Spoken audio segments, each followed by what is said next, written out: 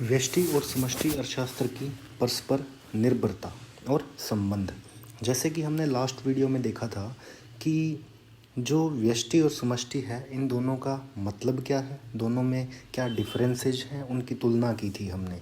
अब हम देखेंगे कि क्या इनमें आपस में कोई संबंध भी पाया जाता है या कोई किसी प्रकार की इंटरडिपेंडेंसी, इंटरडिपेंडेंट ये है या नहीं है ना। तो ऑब्वियसली अगर दो सब्जेक्ट्स हम पढ़ रहे हैं, व्यष्टि और समष्टि अर्थशास्त्र, तो इनका आपस में कुछ संबंध है। तो हम देख रहे हैं कि जैसे ये दो अलग अलग शाखाएं हैं, है ना, दो अलग अलग शाखाएं। ऑब्वियसली कि हमने देखा था कि व्यष्टि अर्थशास्त्र जो है वो और समष्टि अर्थशास्त्र जो है दोनों ही अलग अलग सब्जेक्ट्स हैं, है ना। जैसे कि व्यष्टि अर्थशास्त्र की शुरुआत हमने देखा था कि 1776 में किसने की थी? एडम स्मिथ ने, है ना, एडम स्मिथ, जो कि फादर ऑफ इकोनॉमिक्स जिनको बोला जाता है, फादर ऑफ इकोनॉमिक्स, है ना, फादर ऑफ इकोनॉमिक्स जिनको बोला जाता है। 1776 में इन्होंने एक बुक लिखी थी, वेल्थ ऑफ नेशंस, है ना, the wealth of the nation, the wealth of nation, जिसमें कि इन्होंने बताया था कि व्यष्टि अर्थशास्त्र का इन्होंने वर्णन किया था। इसी तरीके से बाद में समष्टि अर्थशास्त्र जो थी वो, उसकी शुरुआत हमने देखा था कि 1936 में जॉन मिनार्ड कीन्स ने अपनी एक बुक लिखी थी। कौन सी? The general theory, the general theory. उसमें इन्होंने बताया था, इन्हें फादर ऑफ मैक्रो इकोनॉमिक्स कह सकते हैं, है ना, फादर ऑफ मैक्रो इकोनॉमिक्स। ठीक है, इस तरीके से। हम चीज़ों को इस तरीके से रिलेट करके पढ़ते हैं तो काफ़ी ज़्यादा टाइम तक याद रहती है और काफ़ी अच्छे से हम अच्छे से इस चीज़ों को समझ सकते हैं। तो माइक्रो और मैक्रो जो है वो अलग अलग शाखाएं हैं। माइक्रो की शुरुआत 1776 में हुई थी एडम स्मिथ के द्वारा, और मैक्रो की शुरुआत 1936 में हुई थी कीन्स के द्वारा। दोनों ने अलग अलग बुक्स लिखी थी, उनका टाइम पीरियड आप याद रख सकते हो। और इसको माइक्रो का फादर बोला जाता है एडम स्मिथ को, और मैक्रो का बोला जाता है कीन्स को, जॉन मिनार्ड कीन्स को।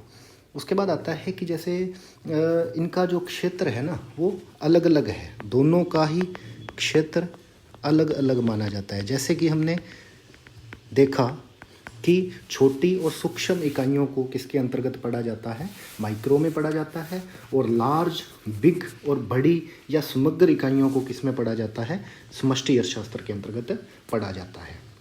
हम एक और डिफरेंस देख सकते हैं कि जैसे मान लो दोनों शब्दावली जो टर्म्स जो हैं, है ना, जैसे माइक्रो और मैक्रो टर्म है ना, माइक्रो और मैक्रो टर्म है, इनका ओरिजिन कब हुआ, कब इनको अस्तित्व में लाया? जैसे 1933 में एक अर्थशास्त्री थे रैगनर फ्रिश नाम के एक अर्थशास्त्री थे, जिन्होंने इन टर्म्स को यूज किया था, माइक्रो और मैक्रो को, फर्स्ट टाइम, है ना। तो ये क्वेश्चन भी काफ़ी बार पूछा जाता है कि इन टर्म्स का यूज किसने किया था? तो रैगनर फ्रिश नाम का एक इकोनॉमिस्ट था जिन्होंने इस टर्मिनोलॉजी को यूज किया था। और ये जो वर्ड्स हैं ये ग्रीक वर्ड से ओरिजिन हुए हैं, है ना, ग्रीक टर्म है, जैसे कि माइक्रोस, है ना, माइक्रोस और मैक्रोस, इन वर्ड से लिया गया है। इसका मतलब होता है सूक्ष्म, छोटा, और इसका मतलब होता है बड़ा, बिग, है ना, इस तरीके से। रैगनर फ्रिश जो है ये एक अर्थशास्त्री थे जिन्हें कि एक नोबेल प्राइज भी मिला हुआ है। नोबेल प्राइज मिला था इन्हें 1969 में, जो कि टिम्बरजन एक अर्थशास्त्री और थे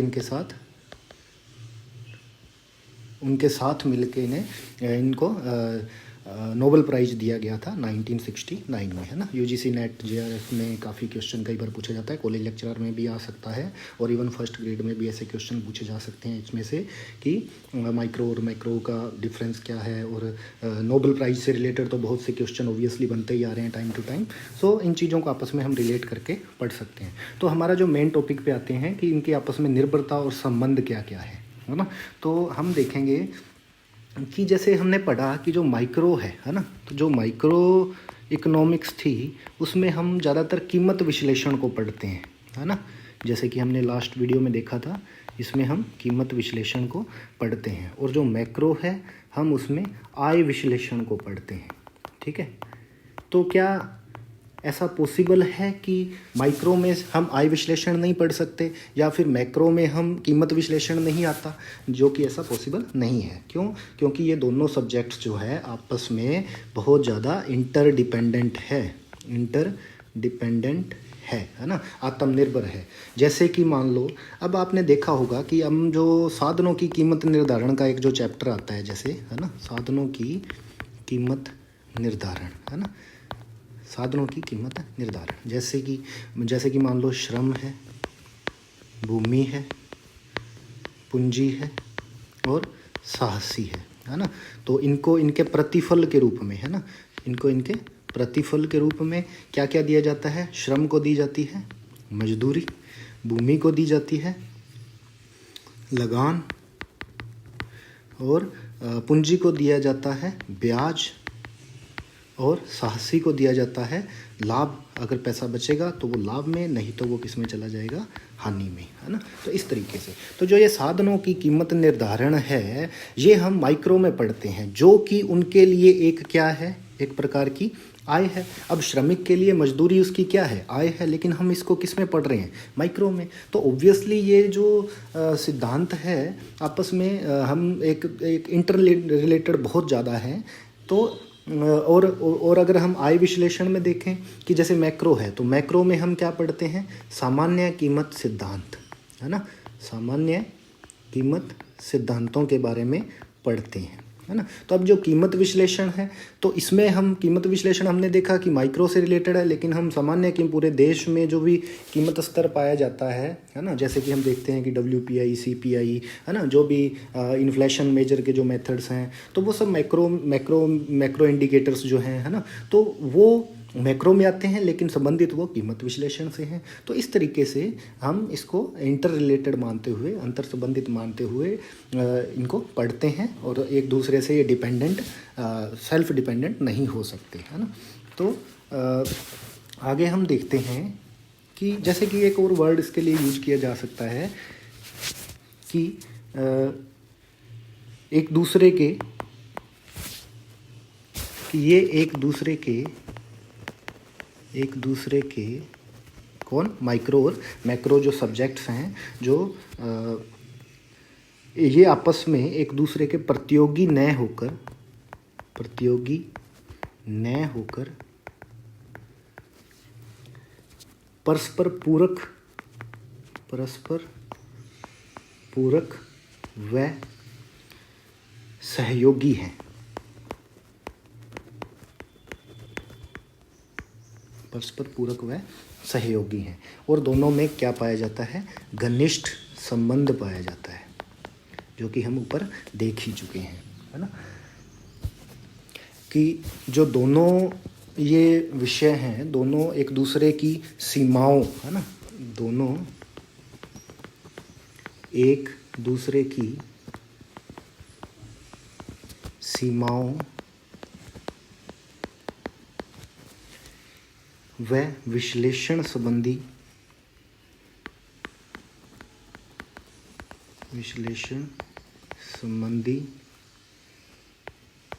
कठिनाइयों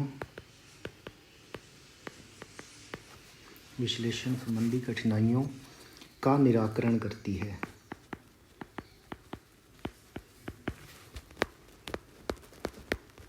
ठीक है, यानी कि अगर कोई चीज़ को माइक्रो एक्सप्लेन नहीं कर पा रही, तो हम उसके लिए मैक्रो की सहायता ले सकते हैं, और मैक्रो में जो चीज़ एक्सप्लेनेबल नहीं है, उसके लिए हम माइक्रो की सहायता ले सकते हैं। ठीक है, और इसके बाद आता है कि जैसे हम कुछ एक उदाहरणों के थ्रू समझेंगे कि ये दोनों कैसे आपस में एक दूसरे के ऊपर निर्भरता दर्शाते हैं, है ना। जैसे कि मान लो, अगर हम सबसे पहले देखें कि व्यष्टि जो अर्थशास्त्र है, वो समष्टि के ऊपर कैसे निर्भर है। व्यष्टि अर्थशास्त्र जो है वो समष्टि पर कैसे निर्भर है ना। कुछ एग्जाम्पल देखेंगे, उदाहरण, है ना। क्या क्या उदाहरण हम दे सकते हैं इसमें, कि जैसे मान लो हमने अभी देखा कि जैसे उत्पादन के जो साधन हैं उनको जो हमें कीमतें देनी पड़ती है। ऊपर हमने देखा कि जैसे ये उत्पादन के चारों साधन हैं, इनको हम जो कीमतें देते हैं वो कीमतें एक तरीके से उनके लिए क्या है, आय है ना।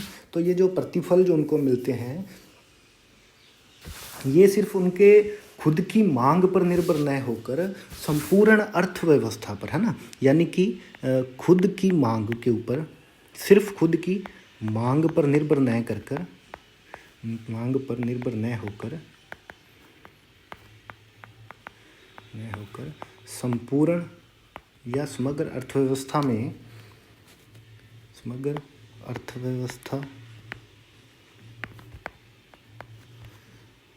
अर्थव्यवस्था की कुल मांग से प्रभावित होती हैं, है ना। जैसे कि हम क्रॉस इलास्टिसिटी वगैरह में भी पढ़ते हैं कि जैसे एक वस्तु की मांग है वो दूसरी वस्तुओं की मांग से प्रभावित होती है। तो अगर हमें एक उत्पादन के साधन की कीमत निर्धारित करनी है तो कोई ज़रूरी नहीं है कि उसी फर्म में जो मजदूर उपलब्ध हैं हमें सिर्फ उसके आधार पर उसकी मजदूरी निर्धारित करनी पड़ती है, बल्कि इवन हमें ये चीज़ बाकी इंडस्ट्रीज़ में भी देखना पड़ता है कि वहाँ पे अगर उसको मजदूरी ज़्यादा मिल रही है, कम मिल रही है, उस समग्र मांग को देखना पड़ता है ना। तो इस तरीके से जो व्यष्टि की समस्याओं का निर्धारण है, व्यष्टि के कुछ जो सिद्धांत हैं वो निर्भर करते हैं किसके ऊपर, समष्टि के ऊपर, और उसके निर्धारण में समष्टि की कुछ चीज़ों का योगदान काफ़ी रहता है ना। तो इस तरीके से फिर आता है कि जैसे कि कोई भी अगर एक इंडस्ट्री है ना, कोई भी एक व्यक्तिगत कोई फर्म है, तो उसका जो उत्पादन बिकेगा वो सिर्फ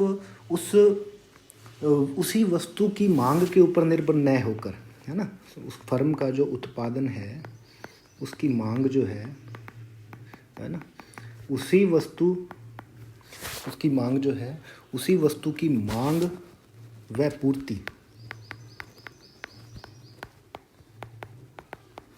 पर निर्भर न कर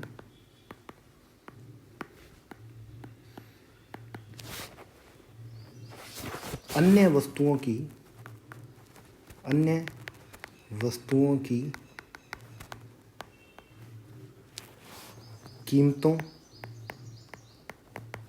व मूल्य स्तर पर भी वो निर्भर करती है ना। तो इस तरीके से सेम वही चीज़ जैसे हम क्रॉस इलास्टिसिटी वगैरह में देखते हैं, है ना, कि जब एक वस्तु का उत्पादन जो बिकेगा, ऑब्वियसली जो उसकी कंपटीटर या पूरक वस्तुएं हैं, है ना, पूरक नहीं, जो प्रतिस्थापित वस्तुएं हैं उनकी जो कीमतें हैं उसके ऊपर भी वो निर्भर करेगा, है ना। इस तरीके से फिर आता है कि जैसे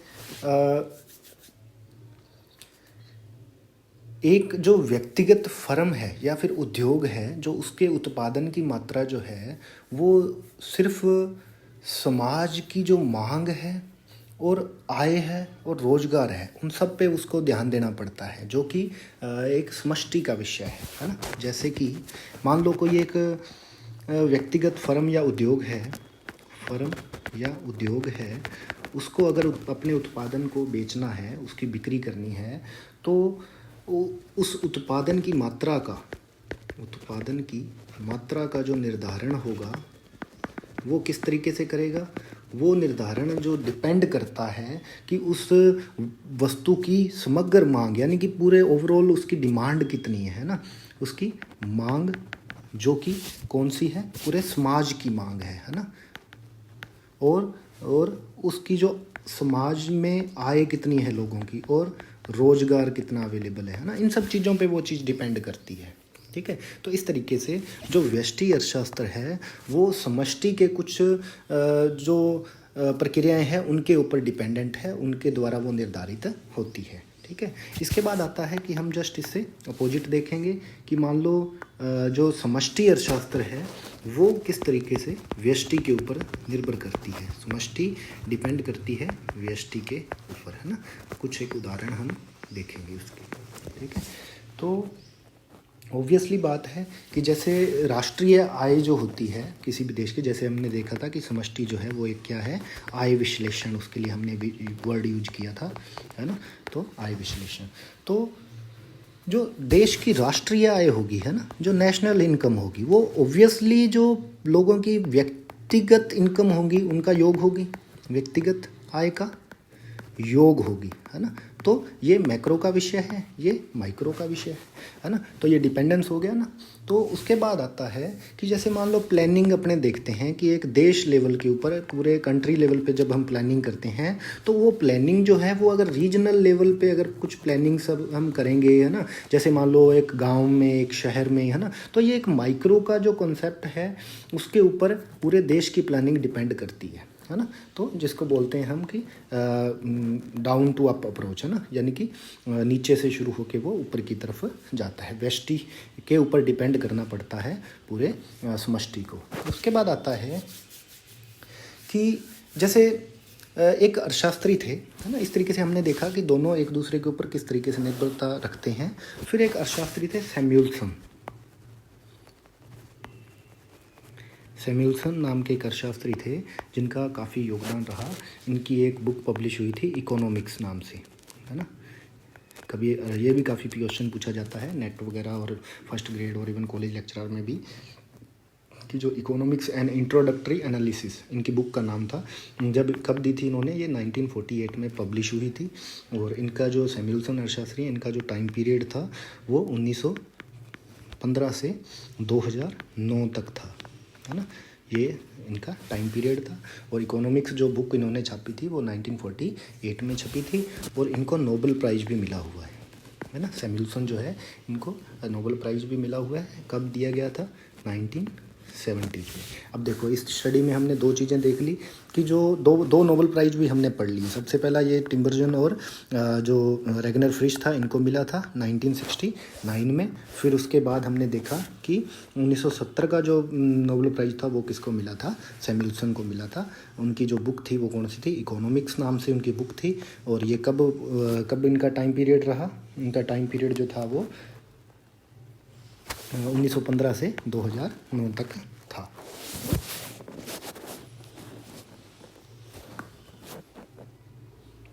थैंक यू।